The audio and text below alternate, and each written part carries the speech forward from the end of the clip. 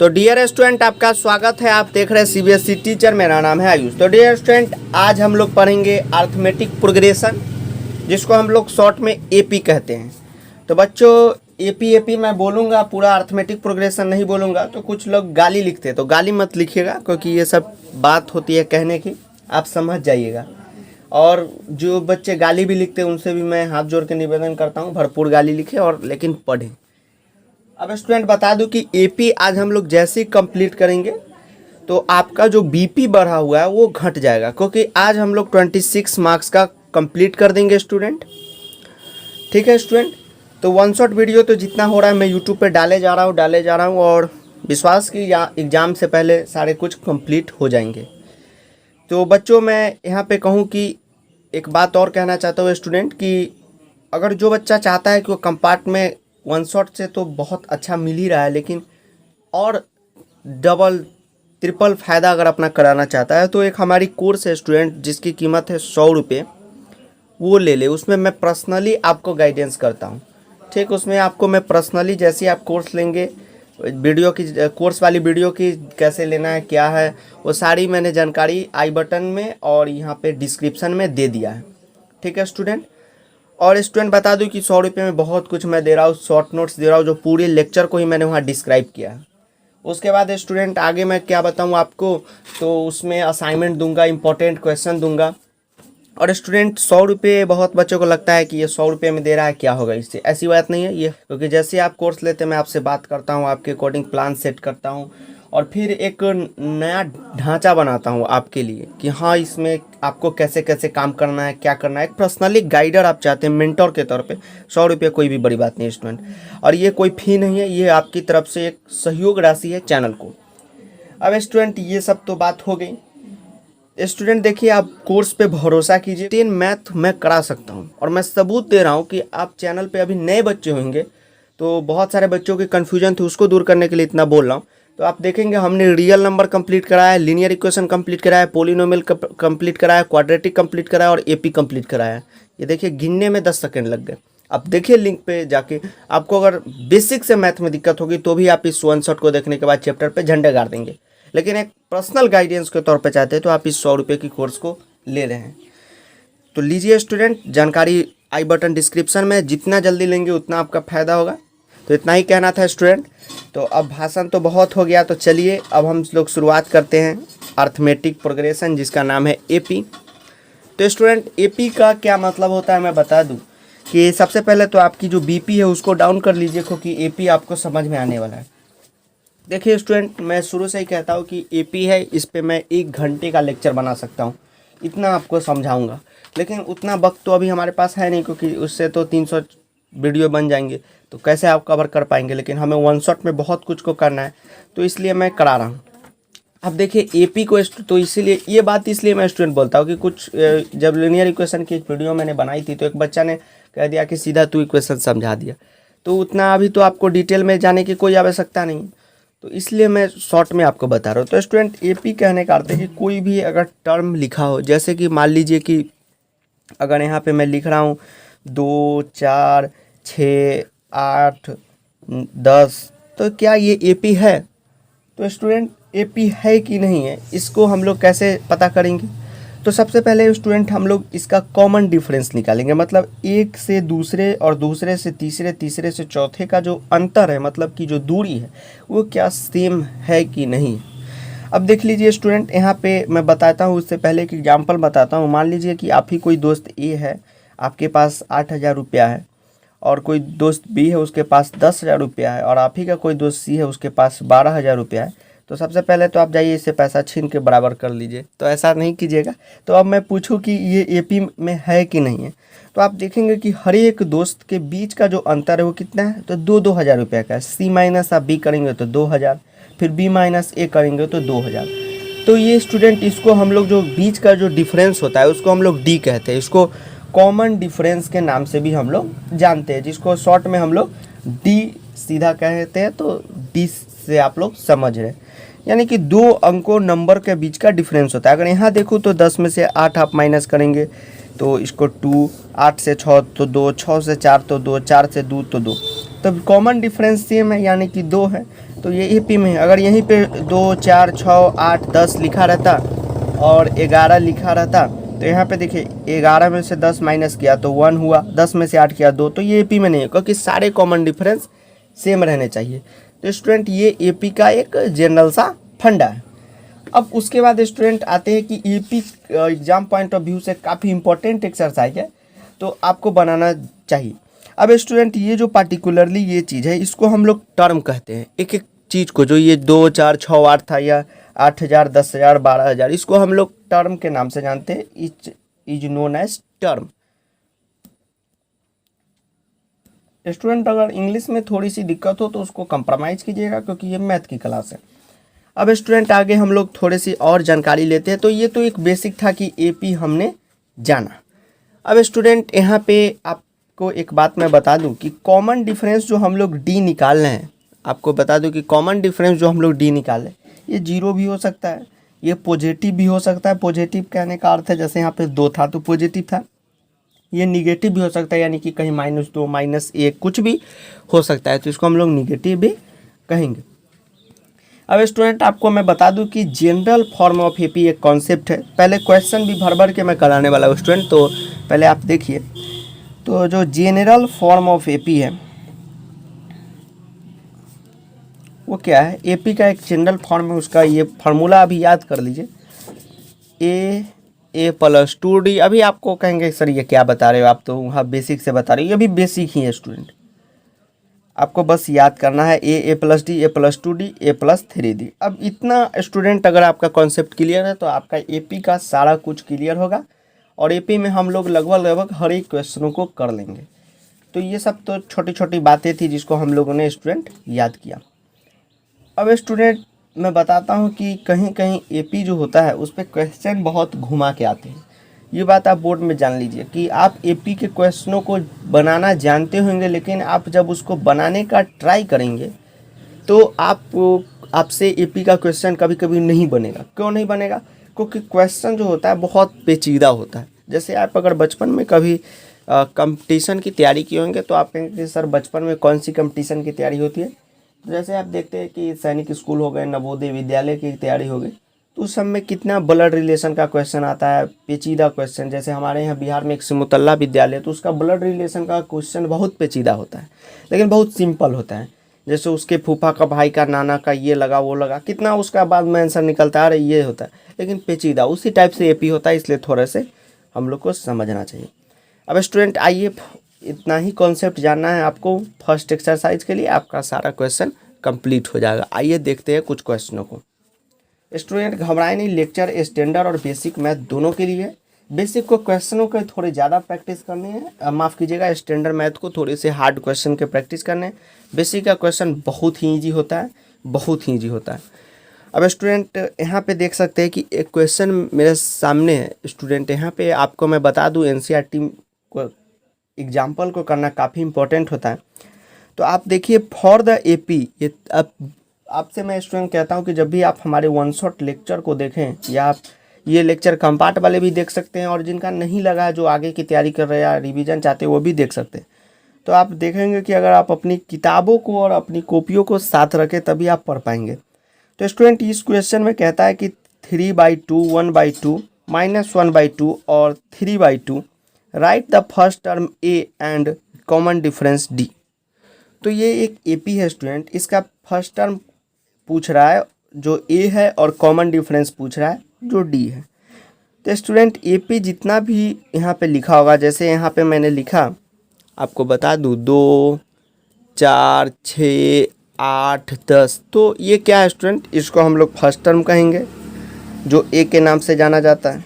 इसको हम लोग सेकेंड टर्म कहेंगे, कहीं कहीं बुक में इसको ए कुछ लिखा होगा, लेकिन इसको A2 के नाम से जाना जाता है, इसको A3 के नाम से। ये थर्ड टर्म है, फोर्थ टर्म, फिफ्थ टर्म, और रिस्पेक्टिवली जितना एपी हो ऐसे हम लोग टर्म को कैलकुलेट करते चले जाते हैं। तो स्टूडेंट इस क्वेश्चन में हमसे पूछा कि फर्स्ट टर्म क्या है, तो कितना सिंपल था। अभी बहुत बच्चे इसको देख के घूम जाएंगे कि क्या है, थोड़ा सा आप दिमाग लगाइए। तो आप देखिए, कहेंगे कि जी सर ये है फर्स्ट टर्म, बिल्कुल ए बराबर ये फर्स्ट टर्म है। और डी बराबर निकालने का क्या तरीका है स्टूडेंट, कि कोई भी एपी का अगर आपसे डी पूछता है, यानी कि कॉमन डिफरेंस, तो आप किसी भी अगले टर्म में से पिछले टर्म को माइनस करके आप निकाल सकते हैं। आप 10 में से 8 घटा दीजिए या 8 में से आप 6 घटा दीजिए, कुछ भी आपको निकल जाएगा, क्योंकि वो एपी में है तो आप कुछ भी घटाएंगे तो नेक्स्ट टर्म में से जस्ट उसके जो प्रीवियस टर्म है उसको हम लोग को घटाना रहता है। जैसे यहाँ पे देखिए, यहाँ पे स्टूडेंट मैं लिख लेता हूँ क्या एपी था। 3/2 था, 1/2 था, -1/2 था और कितना था, -3/2 था स्टूडेंट। तो फर्स्ट टर्म तो ए ई हो गया, सेकेंड टर्म ई, थर्ड टर्म ई, फोर्थ टर्म ई। तो यहाँ पे तो फर्स्ट टर्म पूछा है तो हम लोग इस क्वेश्चन में 3/2 लिख देंगे। और हमसे पूछा है स्टूडेंट कि कॉमन डिफरेंस बताओ, तो कॉमन डिफरेंस डी बराबर क्या फार्मूला होगा, किसी नेक्स्ट टर्म में से बैक टर्म घटा दीजिए। अगर इस टर्म को ले रहे हैं तो ये घटाइए, इसको ले रहे हैं तो इसमें से ये घटाइए, तो कोई भी आप ले सकते हैं। जैसे अगर माइनस वाला आप लेंगे तो थोड़ा कैलकुलेशन में आपको दिक्कत हो सकता है, तो आप ये वाला लें, तो कोई भी आप ले सकते हैं। तो 1/2 में से मैं 3/2 घटा दूंगा, यानी A2 - A1 हम लोग कर देंगे, यानी कि 1/2 - 3/2। अब देखिए कुछ बच्चे को यहाँ प्रॉब्लम होगा, बहुत आसान है बच्चा, देखो 2 कैल्शियम 2 होगा क्योंकि सेम है। 2 से डिवाइड करेंगे तो 1 और 1 का ऊपर मल्टीप्लाई करेंगे तो 1, -2 से फिर डिवाइड करेंगे तो 1 और 3, यानी कि 1 - 3 -2/1, यानी कि कॉमन डिफरेंस क्या हो गया, D बराबर -1 हो गया। आप इसमें से इसको घटाते या इसमें से इसको घटाते तो भी आपको 1 ही आता। तो ये क्वेश्चन था स्टूडेंट। उसके बाद नेक्स्ट जो अगला क्वेश्चन है स्टूडेंट, मैं आपसे विनती करता हूँ कि आप वीडियो को पॉज करें अभी और NCERT बुक को लेके आएं, तभी आप स्टूडेंट क्वेश्चनों को कर पाएंगे, ठीक। तो अब देखिए दूसरा जो एग्जाम्पल नंबर 2 है, बहुत सारे बच्चों के पास बुक नहीं होगा इसलिए मैं दिखा देता हूँ यहाँ। तो आप एग्जाम्पल नंबर 2 में स्टूडेंट देखेंगे कि which of the following list of number form AP they write to next term. इसमें से स्टूडेंट पूछ रहा है कि देखिए क्वेश्चन जब आप पढ़ेंगे तो बड़े ध्यान से पढ़िए, शांति मन से पढ़िए, ठीक, बहुत शांति मन से।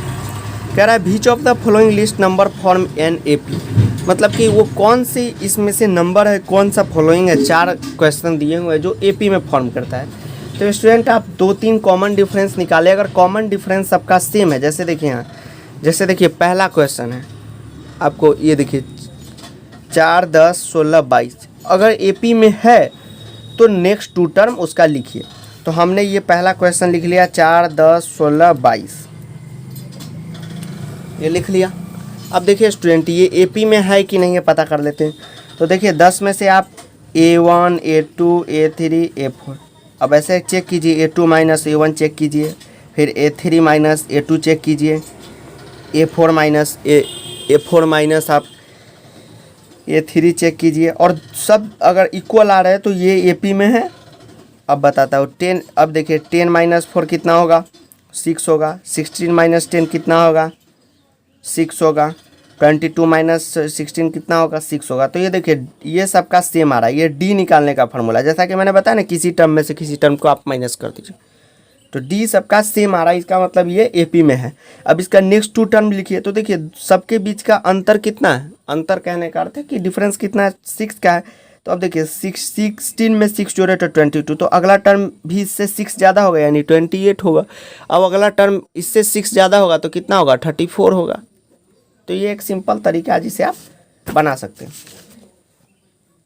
अब स्टूडेंट आगे हम लोग बातचीत करेंगे कि एक्सरसाइज में क्या है। तो बहुत सिंपल एक्सरसाइज है, जो बेसिक वाले बच्चे वो लोग एक्सरसाइज ये वाली जरूर करें। देखिए स्टूडेंट बहुत हल्का क्वेश्चन है, कुछ वर्ड प्रॉब्लम है तो घबराए नहीं।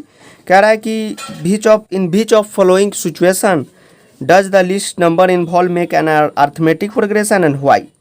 कह रहा है कि ये सिचुएशन जो यहाँ लिखा गया है, क्या ये अर्थमेटिक प्रोग्रेशन और क्यों फॉर्म, मतलब कि ये अर्थमेटिक प्रोग्रेशन है कि नहीं, और है तो क्यों है वो बताना है।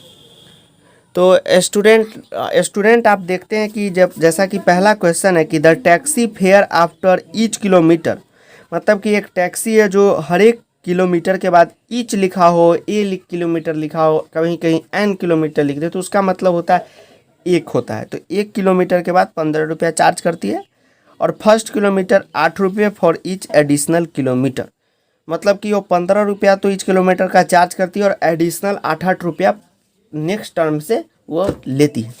तो देखिए अभी मैं फर्स्ट किलोमीटर चलूँगा स्टूडेंट, इस क्वेश्चन को बहुत सिंपल में मैं समझाऊँ तो इसका कैसे लिखते हैं ये सब तरीका आप NCERT सॉल्यूशन से देख ले, क्योंकि अभी इतना टाइम नहीं है,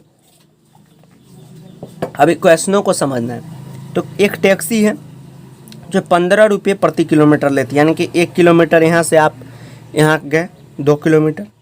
फिर आपके यहाँ से आपके दोस्त तक गई, घर तक ये टैक्सी आप लेके गए 3 किलोमीटर, फिर 4 किलोमीटर, तो 15 रुपया तो आपको हर किलोमीटर का देना पड़ेगा। और 8 रुपया पर 1 किलोमीटर के बाद, क्योंकि यहाँ पे लिखा हुआ है फॉर द फर्स्ट किलोमीटर, 15 रुपया for the first kilometre and 8 रुपया फॉर ईच एडिशनल किलोमीटर इसको देना पड़ेगा।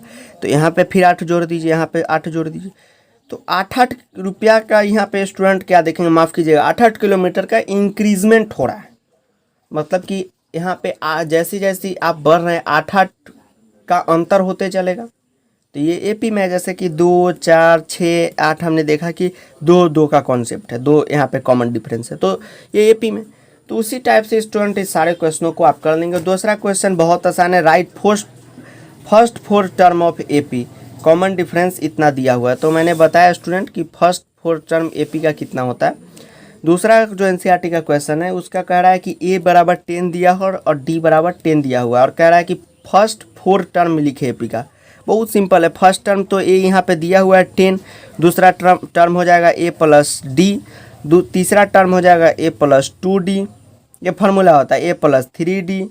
उसी तरह चलता चला जाएगा जितना टर्म के ए प्लस 4d 5d, और वैल्यू पुट कर आप निकाल लीजिए। जैसे यहाँ पे ए बराबर 10 तो फर्स्ट टर्म तो हो गया, और 10 प्लस डी का वैल्यू 10 हो गया, 20 हो गया, 10 20, ए प्लस 2d तो 2 इंटू डी, 2 इंटू 10 20 प्लस 10 30, ऐसे कीजिएगा तो 40 ये चलता चला जाएगा। आप इस क्वेश्चन को निकाल लेंगे। तो ये सिंपल सा क्वेश्चन था स्टूडेंट, ठीक है। तो फर्स्ट एक्सरसाइज समाप्त हो गया। चलिए आगे के एक्सरसाइज के बारे में बातचीत करते हैं। तो स्टूडेंट अब आते हैं कि अगले एक्सरसाइज 5.2 का कॉन्सेप्ट पे।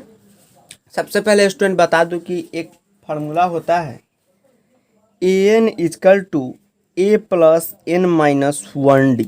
बहुत सिंपल फार्मूला है। an टर्म इजकल टू कहने का अर्थ है स्टूडेंट इक्वल टू, लेकिन मैं बिहार से बिलोंग करता हूँ तो हमारे इसको बोलचाल में इजकल टू कभी कभी बोला जाता है, तो उसके लिए माफ़ी चाहता हूँ। लेकिन an equal to a plus n minus 1d हम इसको कहते हैं। अब स्टूडेंट इस फार्मूले का जो है स्टूडेंट एक बहुत बड़ा प्रूफ है। तो प्रूफ तो एग्जाम में पूछता नहीं है, लेकिन प्रूफ जानना ज़रूरी होता है। लेकिन अभी तो आप कंपार्ट दे रहे तो आपके लिए कोई ज़रूरी नहीं है। तो ये मैं सिर्फ फार्मूला नहीं बता रहा हूँ स्टूडेंट, इसका बहुत लंबा एक प्रूफ होता है, बहुत कॉन्सेप्ट पे। तो 1 घंटे में इसका प्रूफ समझने में लगता है, लेकिन प्रूफ की कोई आवश्यकता नहीं पड़ती है। लेकिन हालांकि जो बच्चे प्रूफ जानते हैं वो अच्छी बात है, तो आपको भी जानने की कोई ज़रूरत नहीं है। बस आप इस फार्मूले को याद रखें। प्रूफ मैं चाहूँ तो करा दूँ, लेकिन मुझे लगता है कि वो टाइम की बर्बादी होगी, क्योंकि अभी आपके पास टाइम बहुत ही क्रूशियल है। और कोई भी बच्चा भ्रमित ना हो कि कंपार्ट नहीं होगा, कंपार्ट को कराया जाएगा स्टूडेंट, समझे। कोई बच्चा कमेंट कर रहा था कि 10 तक हम रुकते उसके बाद पढ़ाई करेंगे, तो आप बहुत पछताएंगे। अगर आप अभी वीडियो देख रहे हैं, आप आराम से पढ़ते रहिए। तो अब स्टूडेंट मैं बता दूं कि ये फार्मूला बस आपको याद रखना है और सारे क्वेश्चन आपसे बन जाएंगे। जैसे आप अगर 102 पेज नंबर पे का एग्जाम्पल नंबर 3 को देखते हैं कि find the 10th term of AP, जिसका एपी कितना है, 10th टर्म निकालना है, 10 टर्म 10वां टर्म, और एपी का वैल्यू क्या है तो 2 7 12 है, ठीक। और जो साइंस के बच्चे हैं जिनका कंपार्ट लगा, वो भी काफ़ी प्रेशर बना रहे हैं हम लोग के ऊपर, तो उनके लिए भी मैं बनाता हूँ कुछ, देखिए बने रहिएगा। आज उनको लिए भी कुछ करता हूँ। तो देखिए इसका फर्स्ट टर्म क्या है, तो जब भी 10th टर्म निकालना हो तो 10th टर्म 11th टर्म कितना भी टर्म, तो उसको स्टूडेंट हम लोग nth टर्म कहते हैं। आप सुने होंगे, याद कीजिए, टीचर भी बोलते हैं nth टर्म निकालो, तो इसी फार्मूला पे निकालते हैं। तो एपी ये दिया हुआ है, तो यहाँ से ए लिख लीजिए 2, कॉमन डिफरेंस आप खुद निकाल लीजिए। 7 में से 2 माइनस कीजिएगा तो 5। अब बहुत बच्चा सब क्या करता है, यहीं पे 7 में से 2 किया 5, फिर 12 में से 7 किया 5, चेक करता है। नहीं, एपी लिख दिया कि एपी है, तो अब तो कोई चेक करने की ज़रूरत नहीं, तब तो एपी है, कॉमन डिफरेंस कहीं से आप घटाइए 5 ही आएगा। अब देखिए 10th टर्म कह रहा है, तो यही फार्मूला पे बैठा दीजिए। एन टर्म का वैल्यू यहाँ पे 10 है, ए प्लस, देखिए फार्मूला में लिखता हूँ फिर से, देखिए घबराइए नहीं। 10th टर्म निकालना हो, 11th टर्म निकालो, बेसिक वाले तो 1 नंबर अपना कन्फर्म यहीं पे कर लें, स्टैंडर्ड वाले भी, लेकिन बेसिक वाले 2 नंबर भी कन्फर्म कर सकते हैं, गारंटेड क्वेश्चन है। तो देखिए जब भी कहे 10th टर्म निकालो तो ए एन वाला फार्मूला पे बैठा देंगे। तो कैसे फार्मूला है, ए एन बराबर ए प्लस एन माइनस 1d। बस आपको सिंपल ए की वैल्यू उठानी है, यहाँ पे डालनी है। एन की वैल्यू क्या है तो 10वां टर्म कर रहा है 10th टर्म, तो 10th यहाँ पे डालिए -1, और डी की वैल्यू 5 है, डाल दीजिए। डी की वैल्यू सर कैसे निकली, तो AP दिया हुआ है, कहीं आप घटा लीजिए। देखिए जहाँ पे हम लोग पूरा घटा के चेक करते हैं, 7 में से 2 5, 12 में से 5, अगले टर्म में से पिछला टर्म 5, तो चेक करना रहता है। यहाँ पे AP पहली से था, आप कहीं भी घटा सकते हैं। तो आप जैसे मैं 12 में से 7 घटाऊँ तो 5 आएगा, डी बराबर, तो आप लिख ले डी बराबर, यहाँ पे A1 ये हो गया, A2 ये हो गया, A3 हो गया, तो लिख ले आप डी बराबर A2 - A1, 5 आएगा। बस 5 की वैल्यू डालें, और AN का वैल्यू A10 है, 10वां टर्म निकाल ले, तो A10 बराबर कितना हो जाएगा, इसको आगे सॉल्व कर लेंगे। 2 + 10 में से गया 9 × 5, 9 × 5 = 45, 2 47, यानी कि A10 की वैल्यू कितना है, 47 है। कितना सिंपल तो है। बस जब भी कहे इस फार्मूला पे पुट कर दीजिए, AN बराबर A10, A प्लस इतना वैल्यू डाल के पुट करना है। डी की वैल्यू पता ही होगा, क्वेश्चन से A की पता ही होगा, और जो है टर्म क्या है मैं टर्म यहाँ लिख देना, 10वां बड़मा गणमा। अब स्टूडेंट इसी पे कुछ नया क्वेश्चन आता है डिजाइन का, कि चेक कीजिए ये फलाना टर्म है कि नहीं AP का, ये टर्म AP का है कि नहीं। तो ये सब स्टूडेंट क्वेश्चन है, तो आपको बनाना चाहिए। एक क्वेश्चन ऐसी टाइप का मैं बता देता हूँ, जैसे देख लीजिए स्टूडेंट, 4था नंबर एग्जाम्पल कह रहा है, 4 नंबर एग्जाम्पल यहाँ पे कह रहा है कि AP का जो है बीच टर्म ऑफ AP 21, 18, 15 और बीच में कुछ है, -81 है। पूछ रहा है कि AP का कौन सा टर्म है। सिंपल क्वेश्चन है। जब भी पूछे स्टूडेंट कि AP का कौन सा टर्म है, मान लीजिए कि N टर्म है, कोई तो N टर्म होगा, बस आप फार्मूला पे पुट कीजिए। यहाँ पे AN बराबर क्या फार्मूला होता है, A + N - 1D। बहुत सिंपल है स्टूडेंट। अब देखिए AN का वैल्यू तो यहाँ पे दिया हुआ है, वहाँ पे तो हम लोग AN का निकालते, अभी निकाला कि कैमा टर्म है, A10 का वैल्यू 47 है। यहाँ पे पहले से दिया हुआ है कि -81 चेक कीजिए, 81 कैमा टर्म है, समझिए कि एनमा टर्म है, यानी N का वैल्यू -81 दिया हुआ है, A की वैल्यू यहाँ से डालिए, और N ही तो निकालना है कि बीच N टर्म, तो N - 1 ही इसको छोड़ेंगे, और D की वैल्यू -3 होगी, क्योंकि 15 में से 18, 18 में से -3 होगी। D पॉजिटिव निगेटिव कुछ भी हो सकता है। इसको आगे सॉल्व करेंगे तो -81 बराबर 21, N - 21, और ये -3 का यहाँ हो जाएगा 3 है, -3N। टोटल इसको स्टूडेंट हम लोग एक जगह 24 - 3N कहेंगे, और -105, ये 24 इधर आएगा तो, और -3N, N बराबर आ गया 35, यानी कि 35 टर्म N का ये है। अब इसमें एक क्वेश्चन था कि क्या A0 चेक कीजिए कि 0 इस AP में आएगा कि नहीं, तो भी चेक कर दीजिए। मान लीजिए कि AN टर्म ही 0 होगा, तो वही 0 पुट कर दीजिए यहाँ पे, और AN की वैल्यू निकाल के पूरा बना दीजिए। अब स्टूडेंट एक और 5वां नंबर क्वेश्चन, ये भी देख लीजिए, सीधा बता रहा हूँ, आप प्रैक्टिस खुद करें। AP whose third term is 5, third term is 5, तो थर्ड टर्म इज 5 है, यानी A + 2D 5 है। फोर्थ टर्म कुछ भी फोर्थ टर्म का है तो A + 3D, ठीक है। पहले फिफ्थ टर्म का है तो A + 4D, तो 5 यहाँ पे दे देंगे, और 7 टर्म है तो A + 6D बराबर 9। इसको लीनियर इक्वेशन से सॉल्व कर लेंगे। अगर आप लीनियर इक्वेशन पढ़ेंगे तो यहाँ बहुत कमाल कर जाएंगे। तो इसी तरह स्टूडेंट हम लोग 5.2 को भी ख़त्म कर देंगे। एग्जाम्पल सारे स्टूडेंट बनाएंगे बहुत मेहनत से, तभी आपका कुछ होगा। अब स्टूडेंट आते हैं नेक्स्ट अगले फार्मूला पे। अगर किन्हीं को अभी भी कोई दिक्कत हो तो वह ज़रूर यहाँ पे कुछ कमेंट कर सकते हैं, लेकिन स्टूडेंट इतना काफ़ी है आपके लिए, बस आप बनाते रहें। उसके बाद एक स्टूडेंट फार्मूला आता है SN बराबर सम ऑफ nth टर्म, तो उसका 2 फार्मूला आता है, माफ़ कीजिएगा 3 फार्मूला आता है। तीनों का प्रूफ है, लेकिन प्रूफ करने की अभी कोई ज़रूरत नहीं है, क्योंकि आपका एग्ज़ाम 10 दिन बाद है, तो आप फंस जाएंगे, क्योंकि प्रूफ से कुछ लेना देना है नहीं। जब आप शुरुआत से पढ़ते रहते तो वो करना ज़रूरी था। तो आप को स्टूडेंट यहाँ पे बताता हूँ। अभी देखिए स्टूडेंट, हमने यहाँ पे देखा सम ऑफ nth टर्म, यानी कि इसको S कहते हैं। तो S = फार्मूला एक होता है N/2, बस फार्मूला को आपको याद कर लेना है, N - 1D। अब S = N/2, इसी को स्टूडेंट कहीं कहीं A + AN कहा जाता है। क्या है, एक एक क्वेश्चन में करा के सब क्लियर करता हूँ। S = एक तीसरा फार्मूला होता है N/2 A + L, तो इसको आपको याद रखना है। अब देखिए स्टूडेंट, यहाँ पे मैं अभी आपको करा देता हूँ क्वेश्चन। देखिए क्वेश्चन खुद यहाँ पे क्या हुआ है, जैसे कि NCERT बुक में दिखाऊँ, यहाँ बहुत 1 मिनट तो स्टूडेंट इस टाइप के क्वेश्चनों का एनसीईआरटी बुक आप देखेंगे तो क्वेश्चन ऐसा आएगा, फाइंड द सम ऑफ, उसी को शॉर्ट में एस कहते हैं, फर्स्ट 22 टर्म, यानी कि पहले 22 टर्म की सम को आप निकालिए। तो देखिए एपी दिया हुआ है, तो एपी से आप ए निकाल लिए, डी निकाल लिए, एन निकाल लिए। अब देखिए कि कौन सा फार्मूला में इतना मटेरियल है, तो पहला फार्मूला में, क्योंकि पहले फार्मूला में स्टूडेंट ए भी हमको यहाँ पता है, एन भी पता है, डी भी पता है और एन भी, सारे कुछ पता है, तो हम यहाँ से एस बराबर निकालेंगे। एस कहने का अर्थ है sum of first 14 term, 15 term, 16 term, कुछ भी रहे उस टाइप से निकालेंगे। अभी देखिए कहीं कहीं स्टूडेंट ऐसा क्वेश्चन दे देगा आपको, जैसे आप एग्जाम्पल नंबर 12 देखेंगे तो क्वेश्चन की प्रैक्टिस आप करें। देखिए क्वेश्चन कह रहा है, if the sum of first 14 term AP is 10 50, first term is 10, find the 20 term. तो देखिए यहाँ आपको पहली से सम दे चुका है, जो आप यहाँ पहले क्वेश्चनों में यहाँ पे S22 निकाले थे वो पहले -979, ये पहली से यहाँ पे दे दिया है, निकाले थे ना फर्स्ट 22 टर्म ऑफ एपी जितना, वो पहली से यहाँ दे दिया है।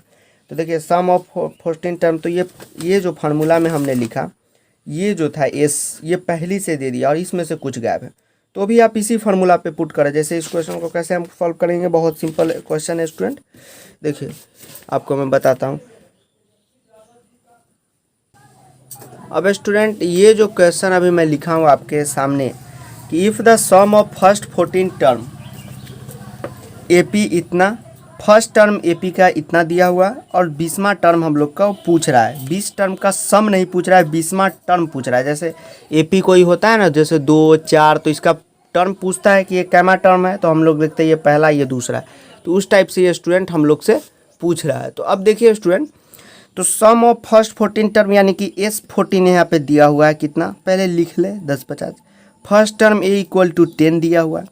तो आप 20 टर्म कैसे निकालेंगे, तो 20 टर्म निकालने का फॉर्मूला क्या होता है। देखिए स्टूडेंट यहाँ पे बहुत बच्चे कंफ्यूज होते हैं, पहला आप देख लीजिए सम लिखा हुआ कि नहीं, तो यहाँ सीधा 20वां टर्म पूछ रहा है। जैसे सिंपल एपी में का बताइए, जैसे एपी में लिख दूँ 2 4 6 8 10, तो बताइए 5वां टर्म क्या होगा, तो आप कहेंगे 10 होगा। तो उसी प्रकार 20वां टर्म पूछ रहा है, तो जैमा टर्म पूछे उसका फार्मूला क्या होता है। अगर 20वां टर्म पूछे तो A + 19D, 21वां पूछे तो A + 20D, 25वां पूछे तो ठीक एक पहले A + 24D। तो यहाँ पे स्टूडेंट हमें 20वां टर्म निकालने के लिए सबसे पहले A की ज़रूरत पड़ेगी, तो A तो यहाँ है। अब D की ज़रूरत पड़ेगी, तो D कैसे निकालेंगे, तो SN बराबर फार्मूला क्या है, SN बराबर n/2 2A + n-1D।